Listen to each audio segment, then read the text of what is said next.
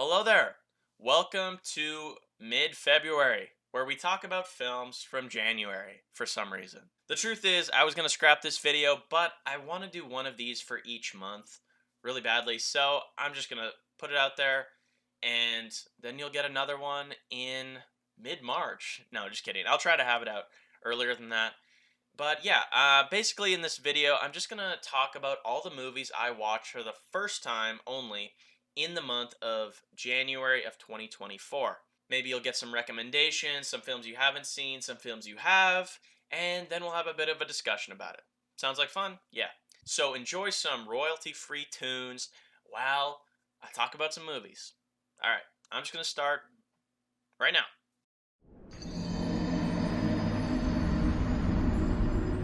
Starting off in chronological order, we're going to go with 1964's Doctor Strangelove by none other than Stanley Kubrick.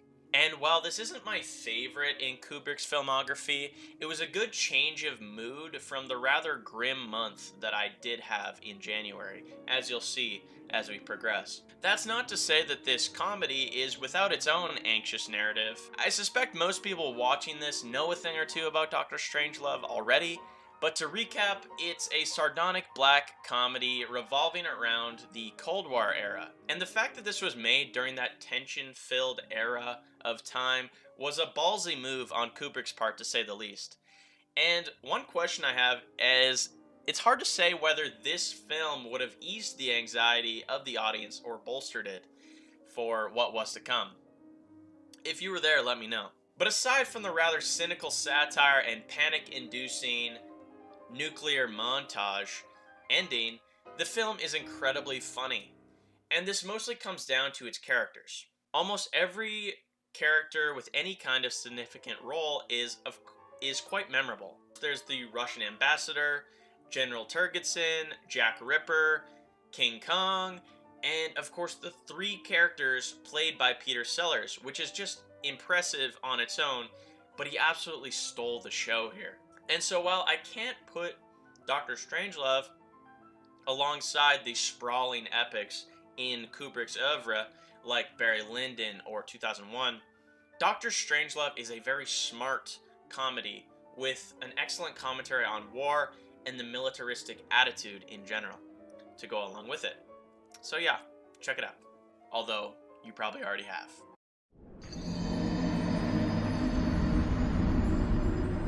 I'm convinced that Playtime from 1967 by Jacques Tati is one of the most genius films ever conceived. It's so unlike anything else, both in its set design and its narrative style. It's a very impersonal film, and that may sound strange, but what I mean by that is that you never get close to anyone or anything that's going on. For example, while there is a main character, played by Jacques Tati himself, you never really get to know anything about him or what he is really doing in the film. It's all very vague. It seems like his only goal is to complete this mundane clerical task, which doesn't really have any bearing on plot or whatever you want to call it. And this perfectly plays into the themes of consumerism and the bureaucratic nightmare world that Tati was able to create. The film is split up into two parts, I'd say. The first one being this whole goose chase looking for the guy, and then we move on to this super haughty fine dining restaurant where everybody is trying to uphold this procedural culture, or like the social contract, I should say. I feel like up to now I've been describing this like almost like a horror movie, or more lightly like a very dense, dramatic, anti-capitalist critique. But in reality, it's actually a very charming and light comedy. And most of the gags are really unique too, because a lot of it is done through unconventional means like blocking and camera tricks. For example, there's one spot where it sounds childish to say it, but he walks into a glass door. And if you've seen the movie, you know that it's funnier than just some slapstick bullshit, but you'll see what I mean. It's also a exercise in controlled chaos, not only because of the massive, elaborate set of moving pieces and insane choreography, but it connects heavily with this observational feel that I was talking about earlier because there isn't really a plot line, and thus every little detail that you hear on the outskirts becomes the central draw of the film. I describe it as a cinematic collage, if that makes any sense. Now, I'd love to go on, but there are so many more films to get through, so I think I'll leave it at that. This is an absolute genius work from Jacques Tati that you should definitely watch if you haven't already.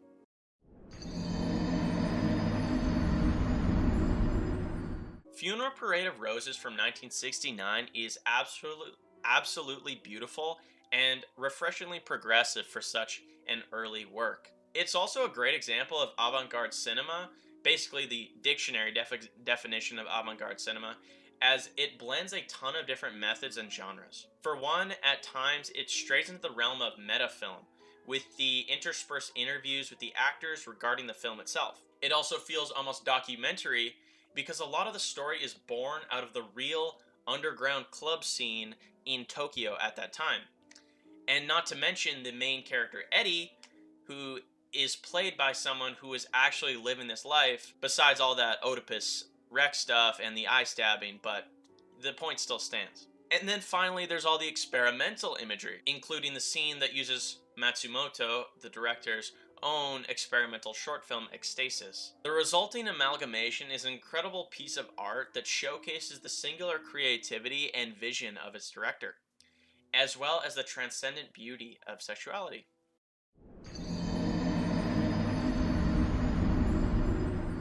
Pink Flamingos by John Waters is another film that breaks barriers, although in a very different way compared to Funeral Parade.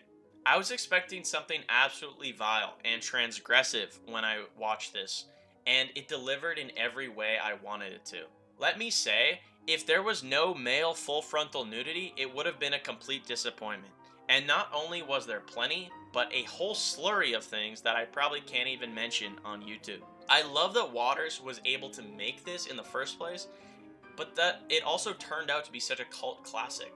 I think it's so awesome because it shows people that you can kind of do anything you want with cinema, and there's an audience for depravity and stuff like this, and thus basically anything you can think of.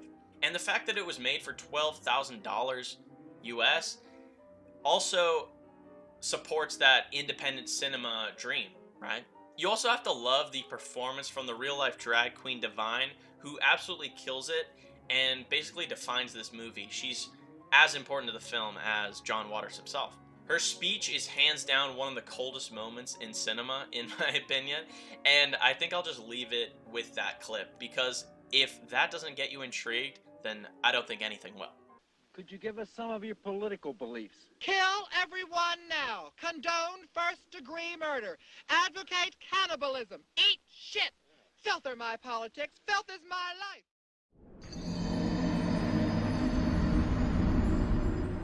Recently, I've gotten into the work of Theo Angelopoulos, and I decided to begin with the trilogy of Borders, which consists of The Suspended Step of the Stork, Ulysses Gaze, and Eternity and a Day.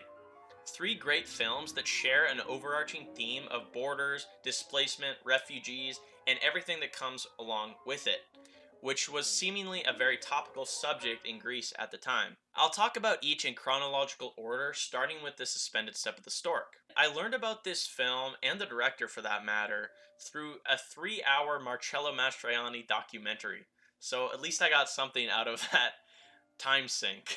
This applies to most of Angelopoulos' films, but it has a very unique vibe. I hesitate to call it slow cinema because it's nothing like Bresson or Tarkovsky, or Bellatar for that matter, but his style is certainly meditative. And he uses plenty of slow, long shots, especially the slow zoom out is very prevalent. This film sets a precedent for the rest of the trilogy, as all 3 do this thing where they set this separate narrative up alongside that is completely unrelated to the blanket theme of borders that gives the trilogy its namesake. And in this case, it's a search for a missing politician, played by Marcello Mastroianni. This aspect of the film is fairly irrelevant, but it's mostly a catalyst for the incredible visuals to do the talking for him. Moving forward, the second film, Ulysses Gaze, is the longest and probably my least favorite in the series, but still an endeavor well worth undertaking. It stars two absolute legends in Harvey Keitel and Erland Josephson, which was totally unexpected but a beautiful surprise because Erland Josephson specifically is one of my favorite actors, hands down. This time around, the story revolves around a journey across multiple borders to find and restore a film reel that is supposedly the first film made in the Balkans. It maintains this very real sense of danger and tension between the different factions slash cultures as he makes his way through different countries. And while Keitel is making this journey and getting stopped by border police and whatnot, it also discusses the importance of preserving the past through the image. There's also one incredible scene that I thought I should bring up, which brings up an important motif in Angelopoulos' film, which is fog. It's an incredibly effective image, and I think here it's done at its best. The only thing I was really critical of in this film was this weirdly bad romantic subplot that felt so out of place and off-brand that it feels like Angelopoulos didn't even have anything to do with it. The last, and in my opinion the best in the series, is Eternity and a Day, which won the Palme d'Or in 1998. And once again, there's this omnipresence of immigration and border politics, which I'd argue is at its most tangible in this one out of the three. Yet simultaneously, it's about memories and dying and regret, and it's done in a way that is so painfully beautiful. The main character is a writer, played by Bruno Ganz, who knows he is about to die, and so in a moment of, I guess, end-of-life spontaneity, he decides to save an Albanian refugee child from human traffickers and escort him back to his parents in Albania. I can't stress enough how amazing this experience was and how highly I recommend it. I mean, I was just tearing up writing the script for this entry. It's seriously beautiful. For that matter, the whole trilogy is simply amazing, and if you haven't had the pleasure of checking out Theo Angelopoulos' work, I implore you to try. I know I personally cannot wait to get through the rest of his filmography.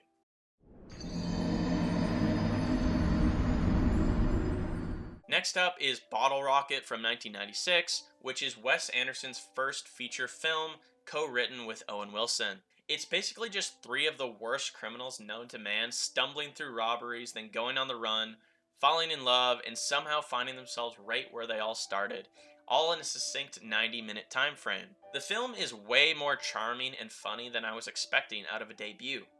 Almost all of the jokes hit, but they're not in your face, if that makes sense. They're not trying to be funny, it just feels natural. The main trio is just so endearing, as all their criminal activities are mostly harmless to everybody involved, but it also makes watching them fail at it completely hilarious. It's a very modest film as well, and I hope that doesn't feel derogatory to say, because I mean it as a compliment, as I feel it's kind of what's missing from modern comedies. Maybe I'm just not looking hard enough because it's not really my favorite genre, but I feel like it's fairly difficult to find low-budget comedies like this that are A, actually funny, and B, not trying to be more than what it is. I think the main point is how good this was for being a first effort, which is usually where a director is at their worst.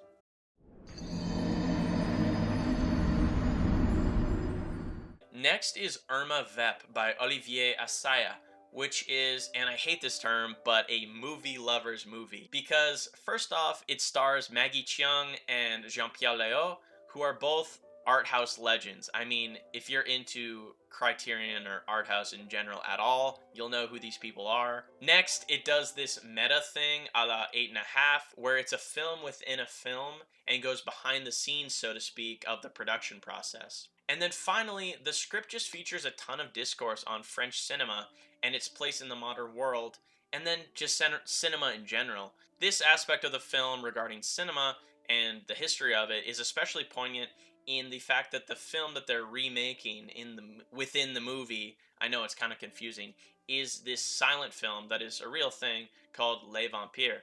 And I have to say, just right off the bat, I wasn't totally entranced by the film as a whole, as a lot of people were, but I definitely see the appeal.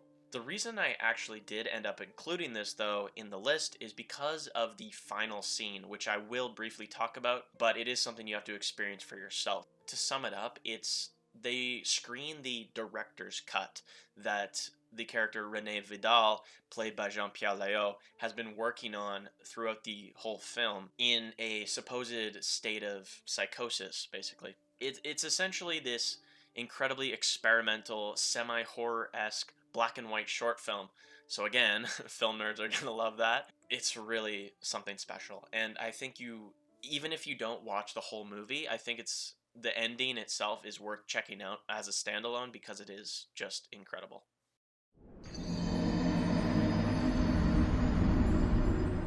Gummo by Harmony Korine is probably the most controversial film on this list, and that's saying a lot considering this has Pink Flamingos on it. I often see people say it's terrible, and then there's people who say this film is incredible. Me personally, I am in the latter camp, if that wasn't obvious already, and I really wasn't expecting to be. For me, it came down to the aesthetic, which I found to be so unique in the way that it creates beauty out of ugliness and poeticizes the middle American, for lack of a better word, white trash culture. You'll probably have to bear with me on this analogy here, but to me, it kind of takes qualities from both Funeral Parade of Roses and Pink Flamingos to create something completely unique. The Pink Flamingos comparison should be fairly obvious with the graphic and transgressional content, but the way I relate it to Funeral Parade is through the fact that both are stylized versions of real scenarios. The quasi-documentary style that I was talking about earlier applies here. In Funeral Parade, it's about the underground scene in general, and in Gummo, it's about a real tornado that hit the town of Xenia, Ohio in 1974. I don't know why I talked like that. And while the events of the film are made up, it creates this sentiment of despair following the tragedy that I think is really effective. So yeah, I personally really love Gummo. Let me know what you guys think on this very polarizing film. If you think it sucks, let me know why.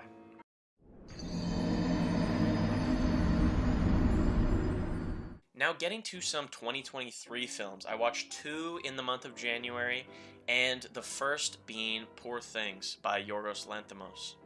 And let's cut right to the chase here. I absolutely loved this film.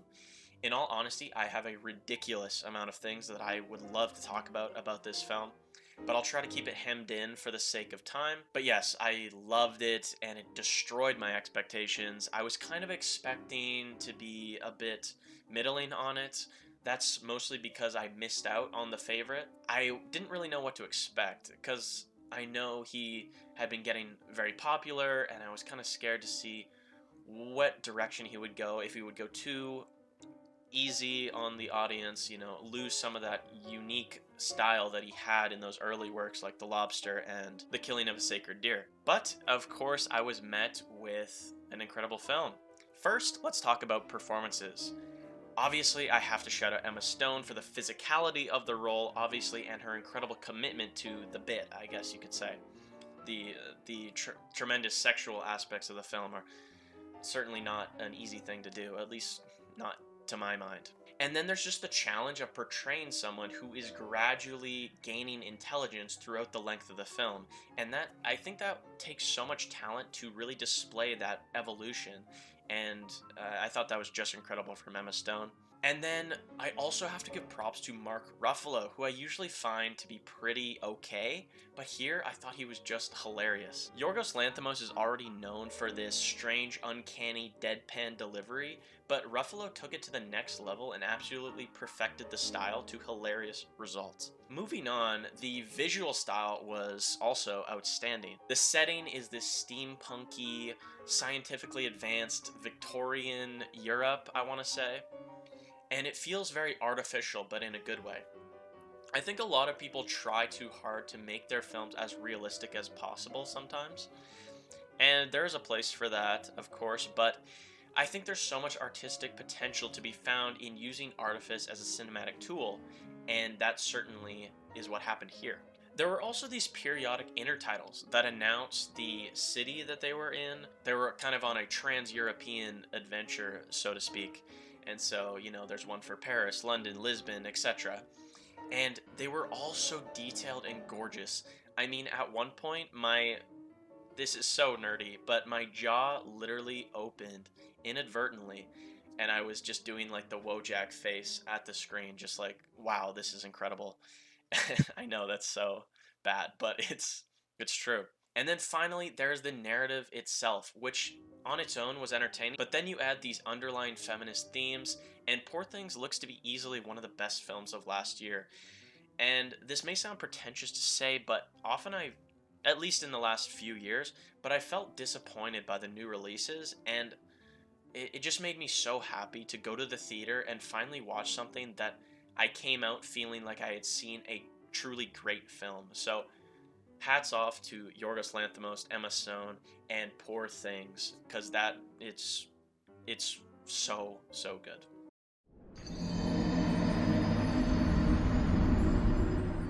Now, I know I had some pretty high praise for Poor Things, but this next one I think is even better. That is The Zone of Interest by Jonathan Glazer. I actually wrote this script before my second viewing of the film, which was just a few days ago.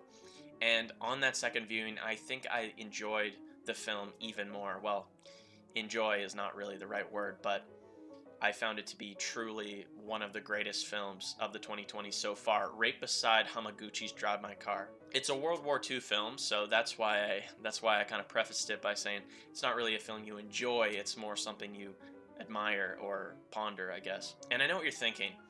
Why another World War II movie? Just some army propaganda garbage. I feel like there hasn't really been a war film this powerful since Come and See. The film leaves you completely drained and emotionally bankrupt in quite a unique way through this Jean Delmen-esque style that zeroes in on mundanity as an artistic device and amplifies the awfulness of the situation through it.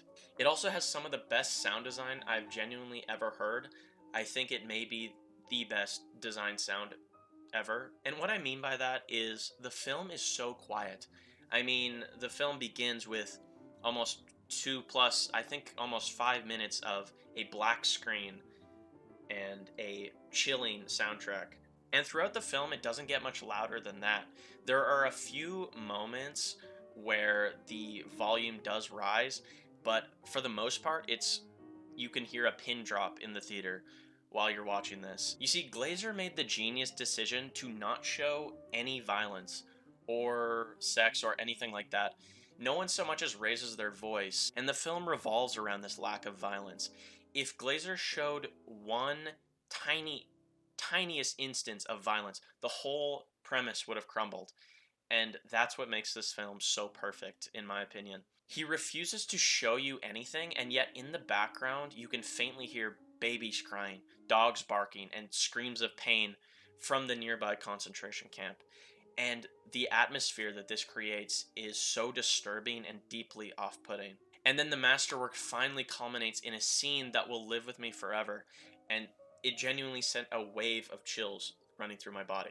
I was absolutely stunned and beyond impressed by The Zone of Interest, and as painful and distressing as it was, I can't recommend this enough because I truly think this is the best film of the last 5+ years. So that was my January of 2024. I hope you got something out of this quick little impromptu video, and I hope you're excited for the next one because I'm planning to do one for each month to kind of just keep track of my thoughts and stuff like that. I think it's going to be a very nice experiment for me, and I hope the audience will be along for the ride. The audience, you know. If you have anything to say about any of the films I discussed, or you want to have a little chat in the comments, feel free to do so. I absolutely love it. And yeah, it's so much fun for me to do these videos. And yeah, I'm not gonna blabber on anymore. Yeah, have a good day.